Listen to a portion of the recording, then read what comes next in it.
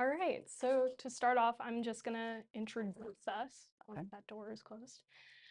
So today I am here with Sister Bonnie Kearney of the Religious Order of the Sacred Heart, correct? Correct. Yes, and I am here with my co-interviewer, Dwi, and we are in Boat Bay Hall today. So just to start off, how are you doing?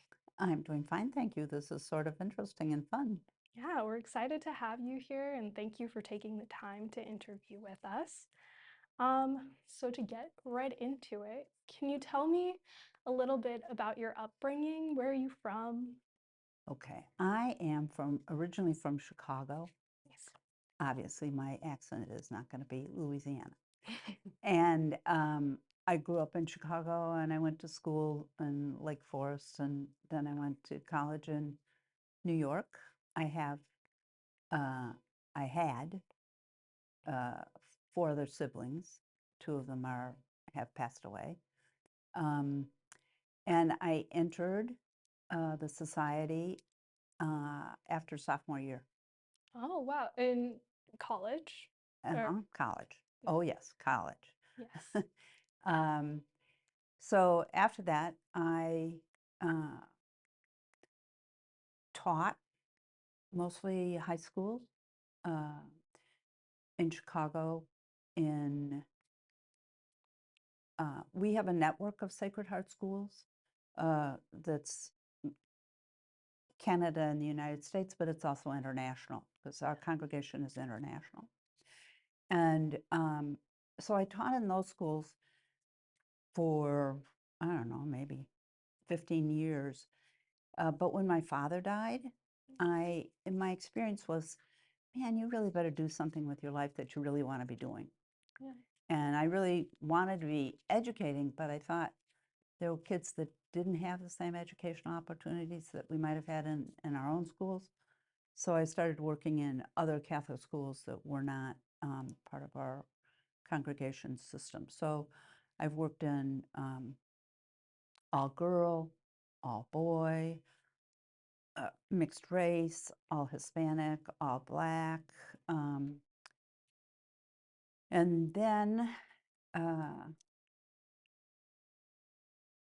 I got somebody asked me if I would go to Indonesia to teach because one of our sisters had gotten dengue fever.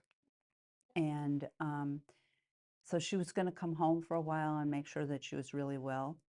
So I went to Jakarta, Indonesia, and taught at Atmajaya University. I taught English. English as a second language, speech. I taught in the seminary as well.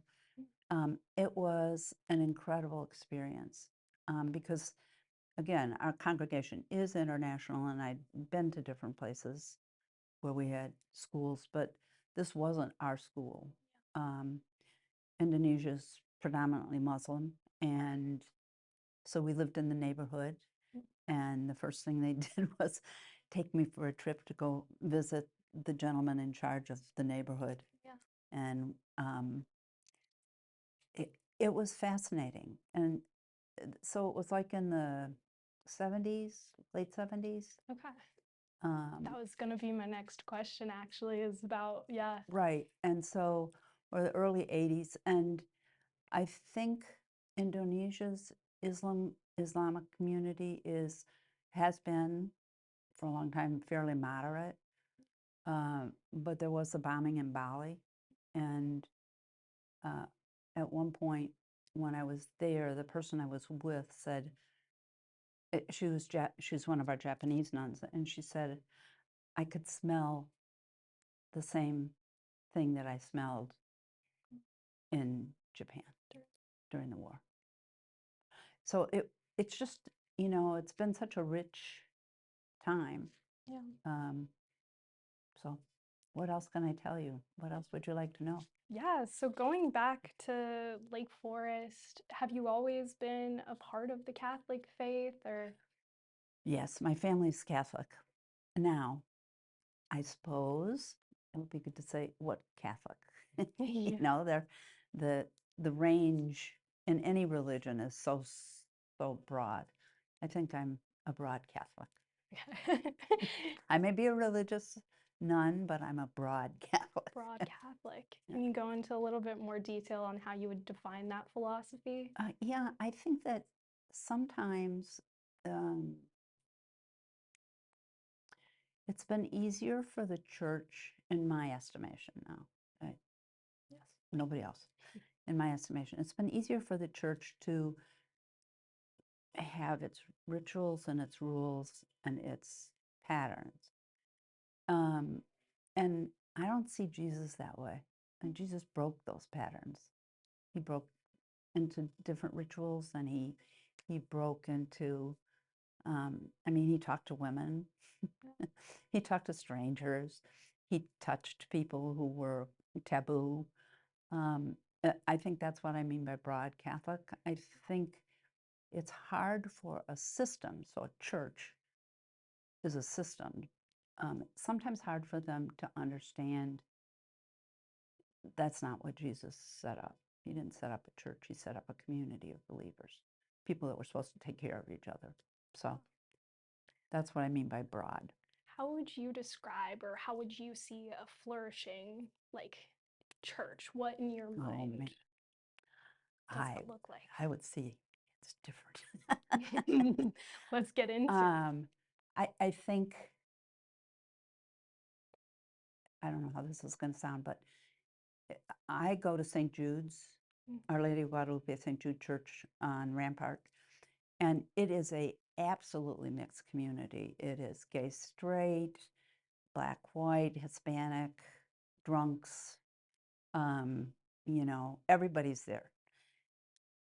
And it's a community. And we all celebrate together. And everybody's fine. We're good.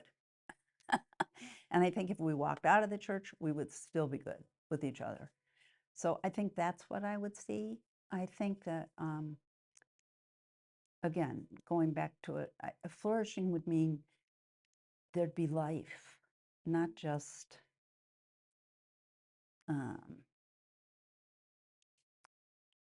a system that worked, you know. Yeah. Yeah. And so going back a little bit to like you joining the novitiate when you were a sophomore, what where did that decision begin? Did you know beforehand that Huh. that was the path you were going down, or No, I wanted to be a ballet dancer. were you professionally However, trained?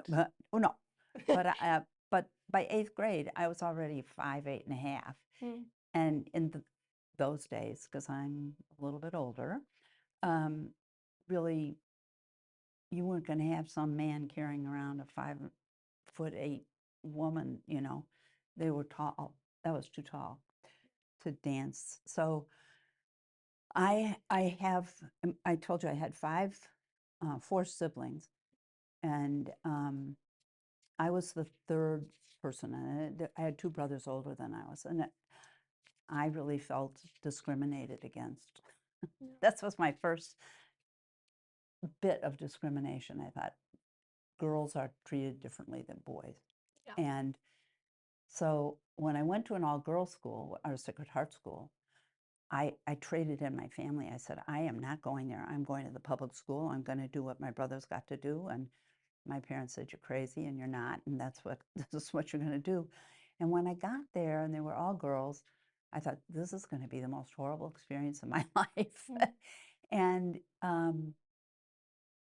I felt at home mm, because everybody was a girl.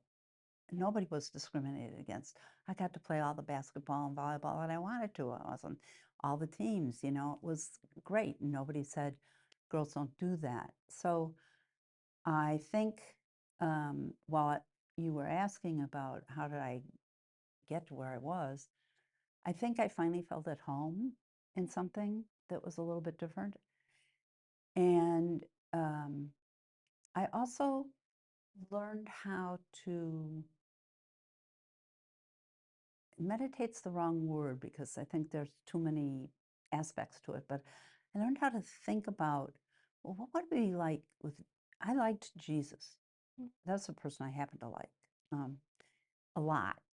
I thought, yeah, I'd go with him, Yeah. that's good.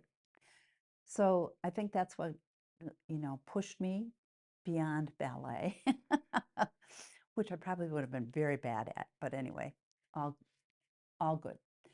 And when I entered, so that was in 1963, believe it or not, we were all in full habit. Mhm. Um, Vatican II hadn't happened. Our congregation was semi-cloistered. What that meant was we would only go out if like we needed medical something or another, or if we were getting going for further education. Yes. But otherwise we were stay-at-home nuns. We had schools, but they came to us. Yeah. So I have been through all of the changes, the different habits, the different non-habits, regular clothes, the whole bit. And I'm grateful Mhm. for it all. I think the first part grounded me in religious life, and I think the second part liberated me to lead a religious life that I think is flourishing. I mean, going back to what you were asking, I think it's a much happier, freely chosen, owned kind of thing. And I think that's all important for flourishing. I don't care whether it's young people or old folks or whatever. If you can't own your own experience in your own life, I don't think you're going to feel flourishing. Yeah. Yeah. So, And you were a sophomore in college. What were you studying at that time? I was studying English, English. but I really wanted to study art. Fascinating. You see, there's frustration in everybody's life, whether it's ballet or whatever. Yeah. And then when so we had a 2.5 year noviceship. Mhm. I was sent back and I had to finish college. And so I told them I wanted to do Asian studies. Um, and they said, no, history, English, or theology.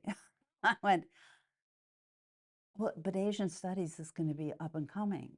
I mean, we were in the Vietnam War. We were, into all of it. Um, I got to, so I ended up doing English and theology. Fascinating. And I did get to read up a little bit on some of your endeavors in ministry. And correct me if I'm wrong, but you attended Northeastern for education? Yeah, Northwestern, Northwestern, and excuse yeah, me. Yes. Northwestern in Evanston. Yes. And that, seeing as you're listening, I'll tell you, it was a little frustrating. Mhm. You're in the university, so you may understand this. I entered a program that was supposed to be for urban education. Mhm. And I got into it, and they shut the program down. And so they had a few of the courses left, but it really wasn't urban education. Mm, So that was frustrating. I can imagine. So, what were the courses that you did end up getting to take? Were any of Um,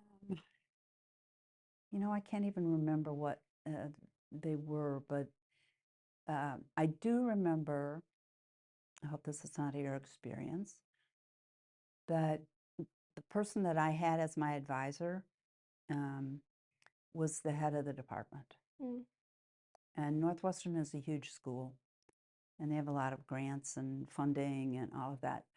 And he was always out speaking, so he was never there. So there was no advisor. So he gave me his TA for my advisor. Great. So that was fine. He was a nice enough gentleman, I guess. But came time for me to do my comps, mhm. and nobody was saying anything. And I'm going, well, so I finally got a hold of this guy and said to him, could you please tell me what I need to do for my comps? And he goes, well, why don't you write 6 or 8 questions and give them to me? And so I did. And he gave them back to me, and those were my comps. And I really seriously do not know if he ever read them or anything else. So it was very disappointing. And you're in an educational institution. I hope you have not had that experience. I hope you have not had the dreams that I've had to wake up in the middle of the night, long after this, and go, oh my God, I've never really taken my comps. I don't know if I have my degree or not. I have no idea. I mean, it's like break out in a total sweat over this whole thing.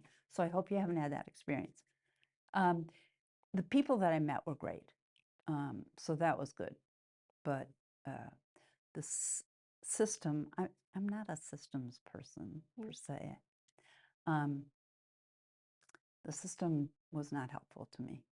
And I also have a degree from Loyola in Chicago Oh, in pastoral studies. And that was fun because I was working in the campus ministry nice. Area and finishing classes. And that was much better because at least people were talking to each other and interacting with each other. It was much nicer. So can you give me a little timeline of kind of when those degrees? I think I got the no, I got the Northwestern degree in probably 73 and maybe the other one a couple of years later. Okay. So both of them have helped, you know. Yeah. Well, and especially with urban education. So when you started that degree, a lot of your like ministry work has gone towards like Right. education. You were the principal of a high school. Yeah. When did you know that education was going to be that focal point for your ministry? Well, our congregation, it is about education. Yes. So I think that was important, although you know how, well, maybe you don't because you already are young people.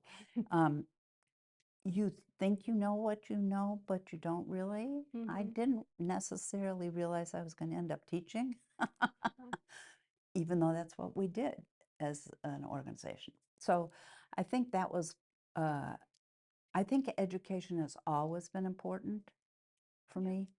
I think it's a possibility for everybody, and that's why I say, eventually, when my father died, and I thought, I only have this one life. I really would need to use it where it's going to have greater benefit, possibly.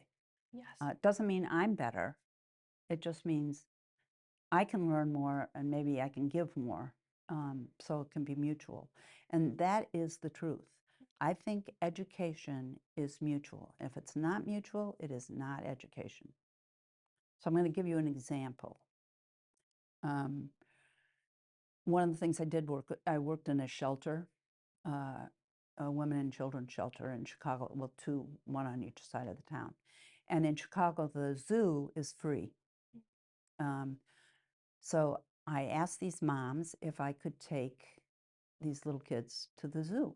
Now, this was maybe it wouldn't happen this way now because there's so many new issues that have come up. But they said, oh, yeah, that'd be great because, I mean, then they didn't have to take care of their little kids. So I took them to the zoo. We had a great time. They came back. They tore into the place. They said to their moms, oh, we saw a snake shedding its skin, and we did this, and we saw the polar bear. He was swimming around, all this. Great. I thought this was fantastic. Well, a month later, I decided, we'll do this again. This will be really good. Yeah. So I went up to the moms and I said, would it be okay if I take so-and-so to the zoo again? And she goes, no, I don't think so. I thought, okay, all right. Well, I was just wondering. Went to the next mom. No. So I stood there for a while and I thought, I don't understand this. And I went back to them and I said, you know what? It'd be really great if you would come with us to the zoo. You have no idea. It would be so much fun to have you. And the mom went, oh, okay, I guess I'll go. And the next mom, okay, I guess I'll go. And it was like I had learned from them that I had taken their kids to something they'd never seen before. The parent had never seen it before. So there wasn't any mutual education.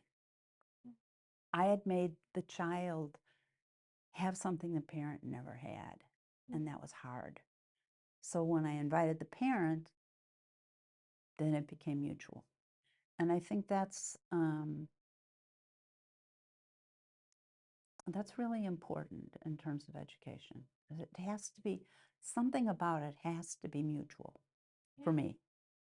Yeah. Would you say you gave that example? Are there any other like strong examples from your other experiences? Uh, yes. Um, Another school, which was in the inner city, was a all-male black high school. Um, there had been, it seems, a rape, and it might have happened in the building. And there was gambling and um, quite large amounts of money and a gun. And the school, I was on the third floor of the building, and there was no intercom system. And I was one of the only women there. And I went down and I said to the principal, don't you think that we should be talking about this so that we're all conscious and aware and whatever?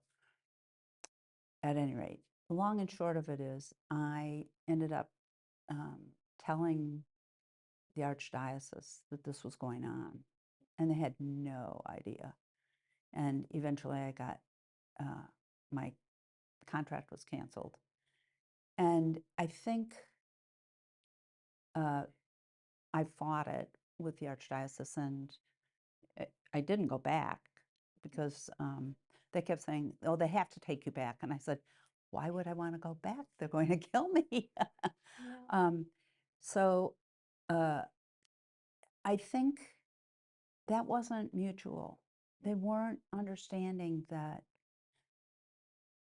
it might be one person who has a difficulty, but people have to know.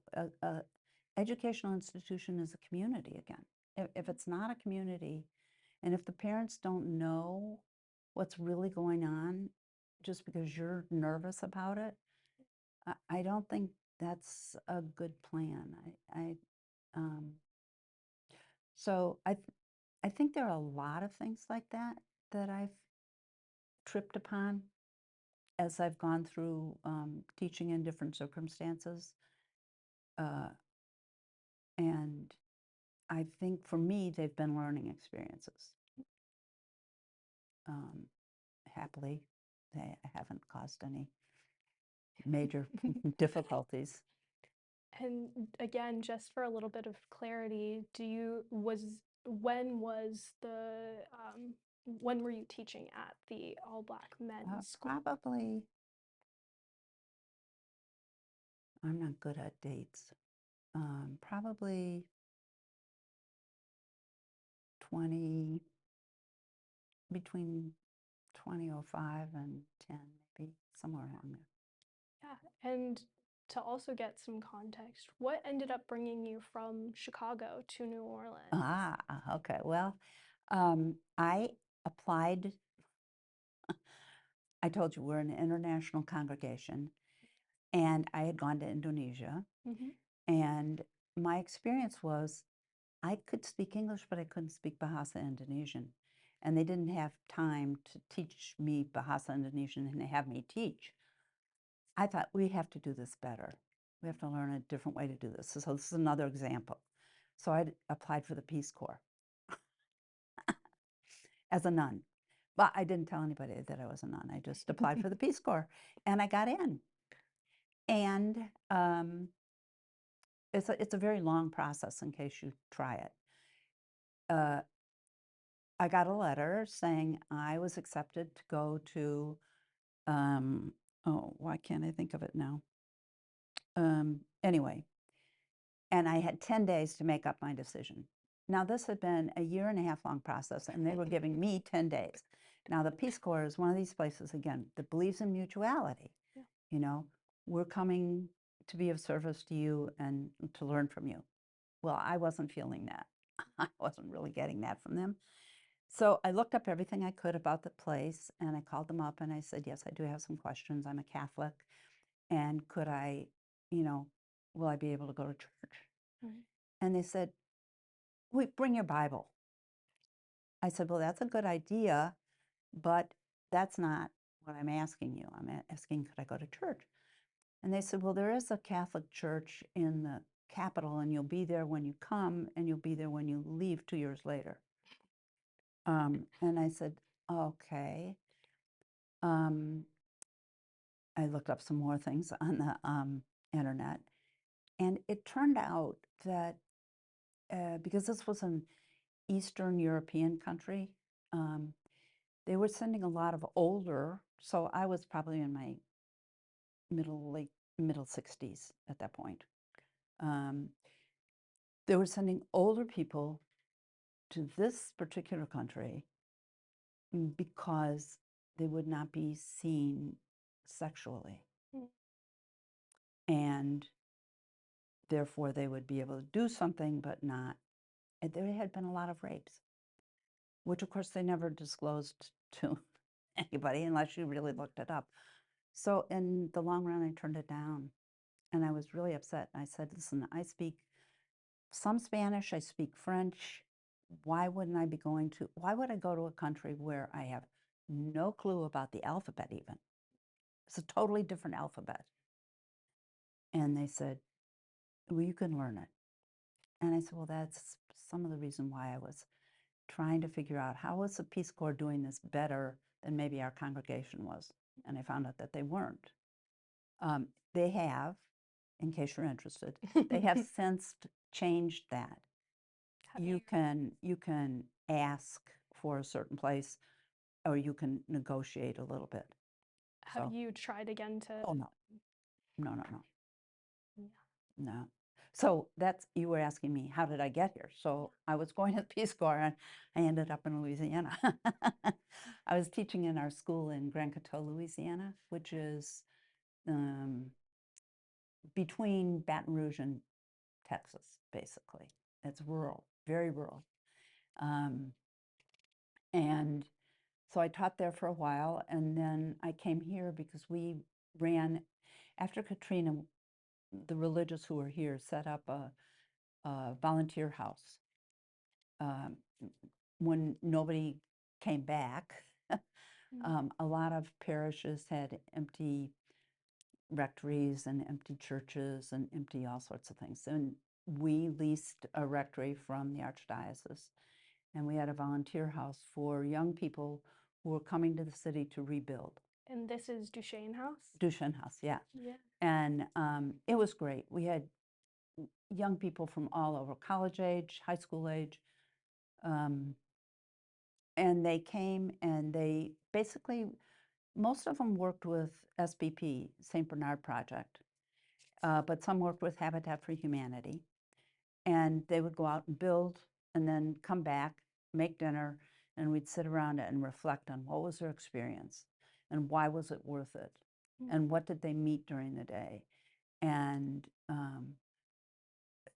most of the building projects that we did were housing. So it was really good. It was a great experience for them. We had one huge room that had maybe 6 or 8 bunk beds, and then another room that had a bunk bed and 2 other beds. So we could, usually get in about 18 people maybe. And then we would go to Congo Square. And if you haven't gone, on Sundays afternoons around, I think it's 2 o'clock, there's drumming in the square. Anybody can drum and dance. It's wonderful. So we would introduce them to different parts of the culture. And so they got some of what they wanted, which was New Orleans, New Orleans culture, and the culture got something that they wanted, which was help rebuilding, and it was great. And then the Archdiocese decided that they were renewing our lease. Mhm. So that's how that stopped.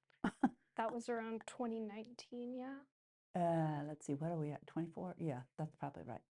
Yeah. Since Duchenne's house is closure, are you still close with any of the young people that were within the group? Um, Not really. We had a um, very tragic experience. It was the Feast of the Epiphany, and the group that was there was from St. Anselm's College in the East. And we were at Mass at Our Lady of Guadalupe, St. Jude, and one of the sisters that was in charge of the house at the time, I'd just come in August, and now this is January, uh, didn't feel well. And so she said, I'm going to go. And she left and basically dropped dead, leaving church. And so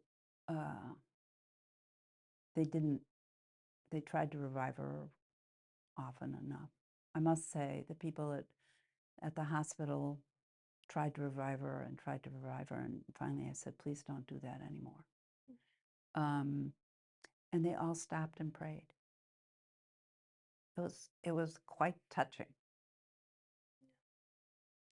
Can you tell me a little? But I think the reason I'm telling you that is because St. Anselm's had a nursing school, and several of the people that were in the group were nurses, and they all wanted to be able to do something.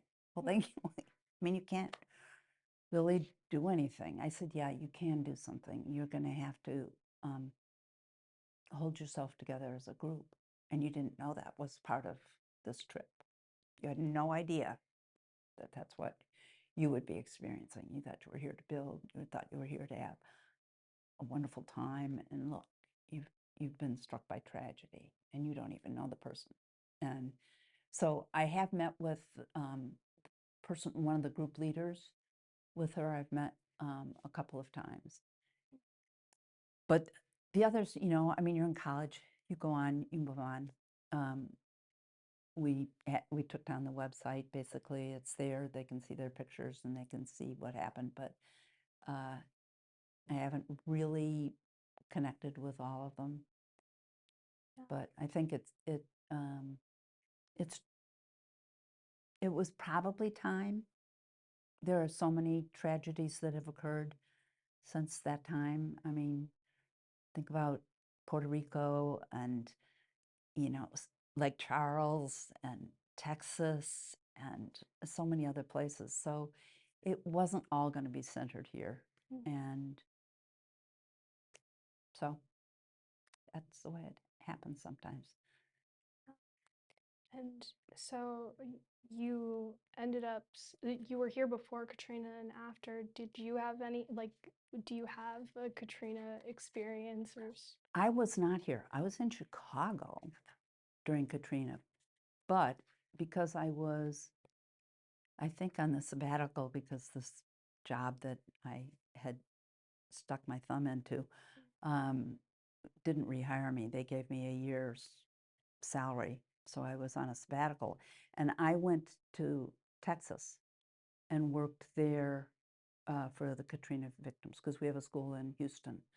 So I stayed with them and worked with the kids from here, from our school here, who had come to Texas, but also worked in the major area where they had nurses set up and people and delivered water and did all sorts of things. So my Katrina experience was basically in Texas until I got here. And then it became here. Yeah. What was the experience of teaching during the period of these kids coming out of? You know what? I think, again, I'm thinking about this as an educator. I think about it a lot now. I think we aimed to get back to normalcy. I think, you've had COVID experience, so you say you want to get back to normalcy. But as an educator, I find myself thinking now, but I don't know that we ever allowed anybody to process it.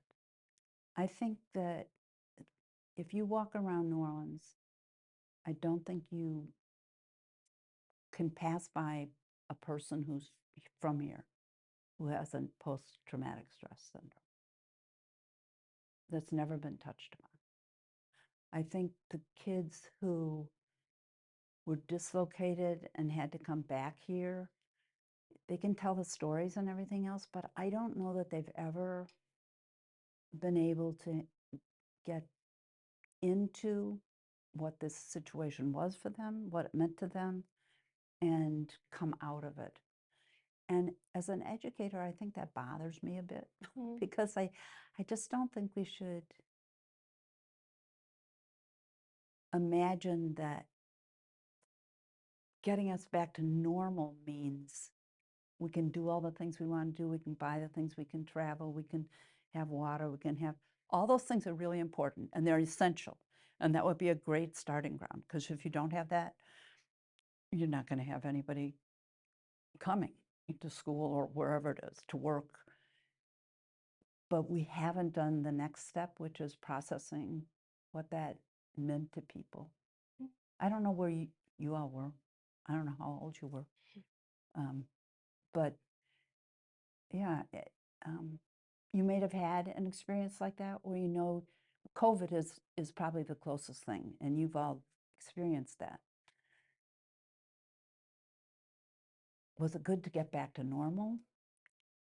And rather than but, and have you been able to really look through that and say to yourself, what really happened to me? What did I win? What did I lose? Who am I now? What difference does that make to me? Yeah, I think COVID is a hurricane experience. Do you think that some of the young people who were involved with Duchenne House got that the opportunity to process? I think they got some of it. I don't know, when Anne died, I don't know how much they were able to process. I kept calling the university and saying, look, this is what's happened. How are you processing with the students when they came back from this mission trip, What are you doing for them? And sometimes when it's a group, it's much more difficult because you might process slower and you might process faster and you're not on the same page. So just doing it as a group doesn't always cut it. But what's the follow-up and how do you deal with that? I think that's really important.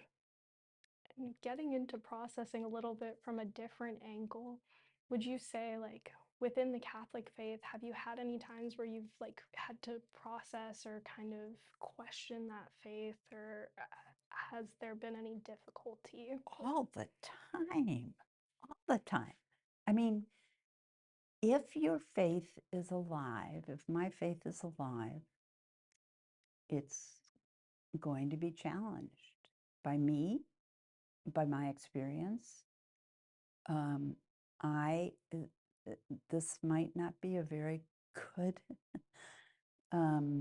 example, but I just gave a talk about words mattering and how people often just carry on using words and thinking everybody's got the same example, like family. I mean, I have no idea what your family was like, whether it was whole or if it's, been broken apart 13 times or what. So using something like that is we don't often stop and challenge the words that we're speaking. And the example that I was giving them was the March for Life. A lot of wonderful people go to the March for Life in Washington, D.C. It's a great experience. And you asked about, have I ever had any challenges or whatever. Um, I find myself thinking, wait, what does the March to Life mean to you? I think before you ever go on that, you ought to figure out what it means. What does life mean? Because when I taught juniors in high school, it only meant being against abortion. And when I would teach that the death penalty is a right to life issue, they go, no, it isn't. They did wrong. I said, wait a minute. Well, let's figure this out a little bit. Are we talking about somebody's life being taken away from them by the state? What gives the state the right to take away somebody's life? It doesn't mean they didn't do wrong. It just means, wait a minute. So yes, again, as an educator and as a faith-filled person, I think every day you have to challenge yourself to see what you really are seeing and claim what you really believe. And it may be different. I think women's rights are under extraordinary conflict right now in the government, but in the church as well. And I'm not saying this is this and this is this. I know what the church teaches. I can tell you what the church teaches. And I can also say, isn't it interesting that Jesus had this funny way of breaking through what the church of his time, Judaism, teaches and taught? And why could he do that? And what about me as a person? Am I supposed to be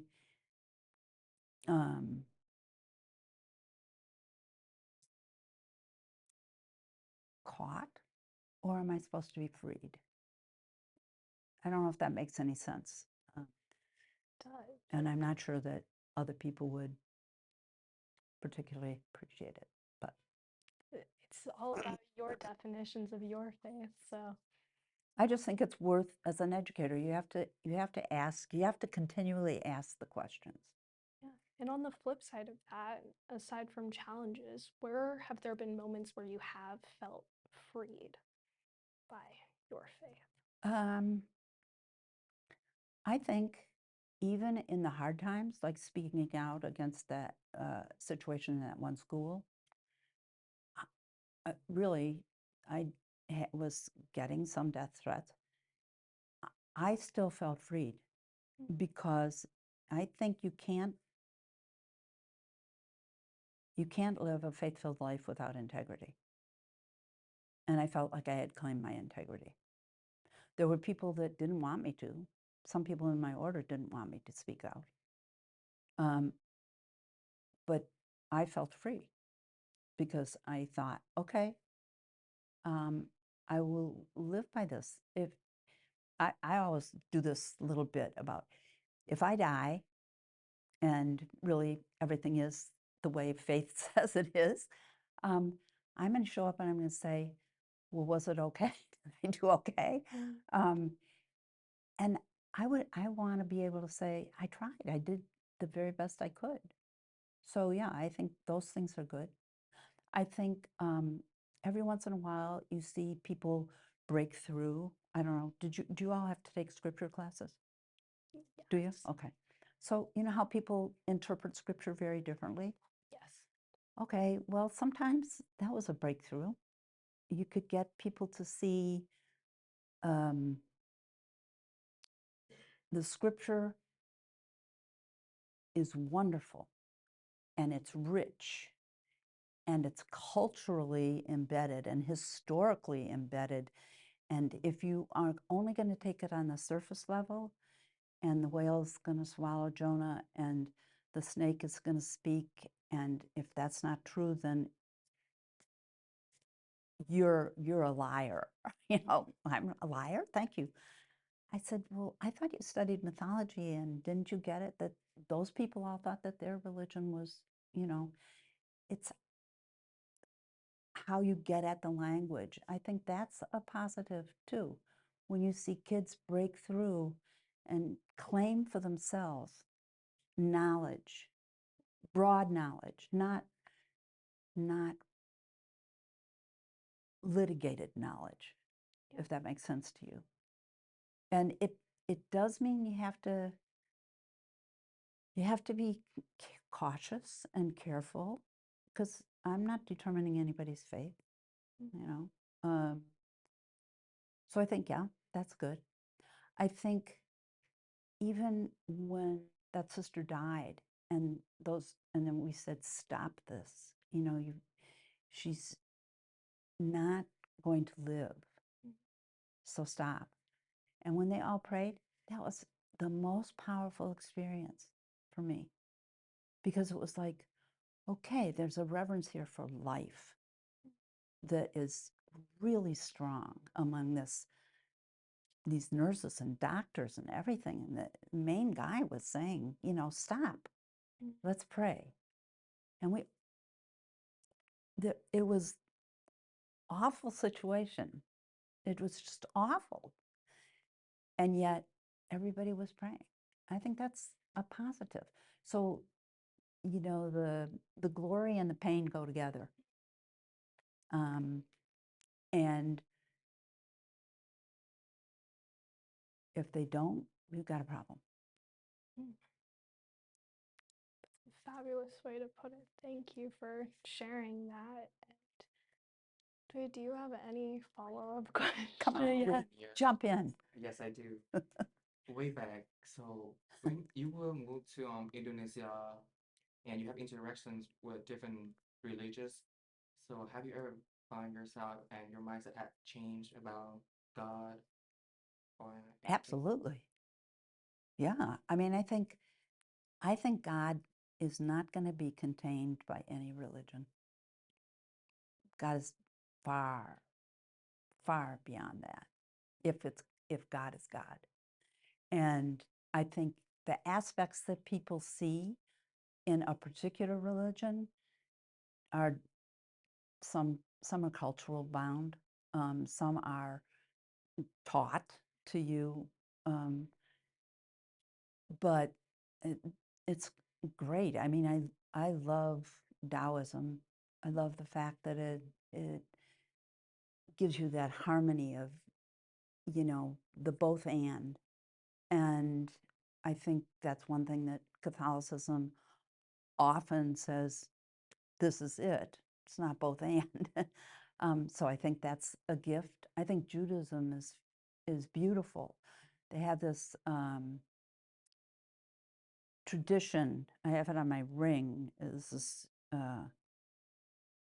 about mending the world? That we were put here to mend the world, to bring it back to wholeness. So I think every religion has something to offer, and it's so impressive in Jakarta that they have this massive mosque. And when you go in there, you sense the presence of a spirit. And who am I? I'm just me. Who am I to say, well, then you don't have the right name for that spirit. You don't have it down pat. So I learned a lot. I used to teach world religions, and I loved teaching it because, again, it was like, okay, here you go, open up. Don't contain God. That's not your job. Your job is to let God free you, and whatever that is. And have you ever go to any Catholic church over there? In Yes. Jakarta. Yes. And it was fascinating. It was more men than women. Very different in this country. The altar boys never wore shoes because they were going up onto the altar. It was holy ground. It was great. They have beautiful music. there, Indonesia is all islands, all these islands, and each of them is culturally different. So some of the people that were in our noviship there uh, were from cultures that music was just essential. Um, and I think just the singing that they would do was magnificent. Have you been back to Indonesia since you taught? No, I went first for the 6 months to take the place of this person at dengue, and then I went back for another year at another time, but I haven't been back since then. So, yeah. Would you in the future? You know what? I would, but I wouldn't if I couldn't speak the language. Because again, it's very hard to see how I'm not a colonizer. I'm not there to give somebody English so they can manage a Western world. That's not education to me. So I think I would have to know the language so I could be informed from them. Yeah. Yeah. And this is kind of a little, do you have other questions? No. Okay. This is a little bit going further back.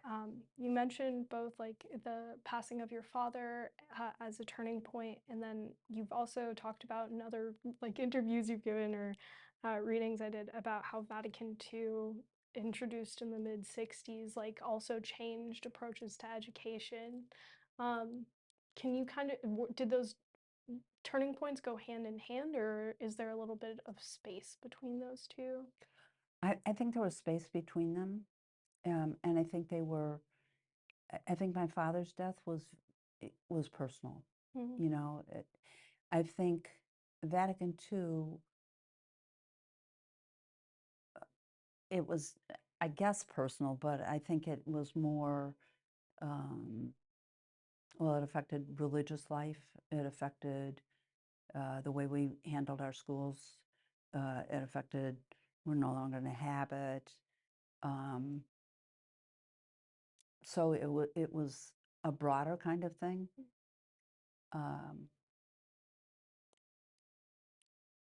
Yeah.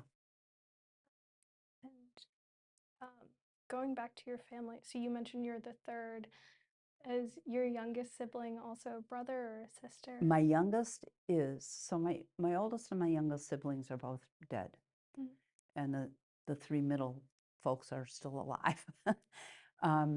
And my sister was 5.5 years after me. This is this may impact you or not. Do you ever have any questions that you wished you to ask your parents if they're still around? That I'd say do it now, because my mother has passed away too, and my sister and I often have conversations because my first brother came 2 years later, my second brother came 2 years later, I came 5.5 years, my sister came 2 years later, my brother came. So we've often wondered if there was a miscarriage. I know my parents were in a car accident when I was maybe 1 year old, so it would have fit perfectly. She may have lost the child. We didn't know anything about it. That wasn't talked about then. And I think it would have made a really big difference knowing about that. So I would say ask questions. Ask what you want to know if you want to know it. Are there any other questions that you would ask your parents that come to mind? Oh, why haven't, I don't know. I think that would be definitely one.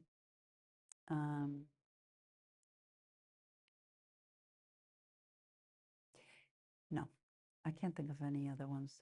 I'm sure there are, but that's the mystery in the middle. Yeah. It just doesn't fit the pattern. And yet it does fit possibly the experience. And you're in media, so you might know, but it's very hard to get any medical information if you're not the person yourself. So even if I were to try and get information about their hospital stay during that period of time, because I can pinpoint the time, and I don't think they'd give it to me. So I'd never know.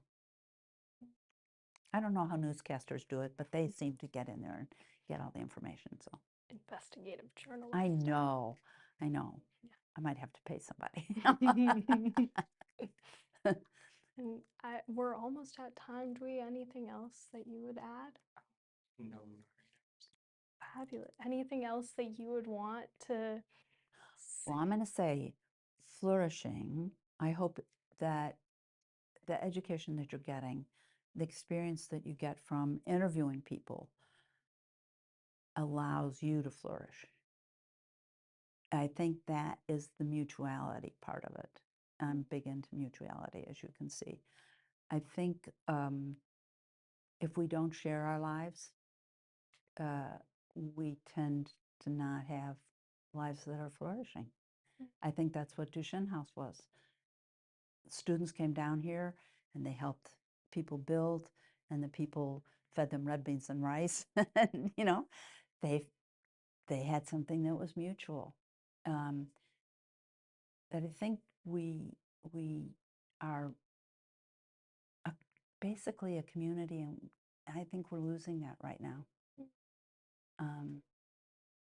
I don't think we know how to be a community anymore. How would you say there's a way to return to being a community? I think talk to people. Really, I mean, it could be as different as whoever. I don't care. Denominations, political parties, whatever. We have to figure out how to come back to talking to each other. And I also think we have to recommit ourselves to truth. I'm not anti-social media. I'm not good at it, so I couldn't possibly be anti at it at the moment. But I think social media can get in the way of talking to people. You know, you can text people forever. You haven't met them. Imagine what this would have been like if we had just been texting to each other. Very Dull, different. you know? No, you engaged, and therefore something different came out of it. And I think that's one way.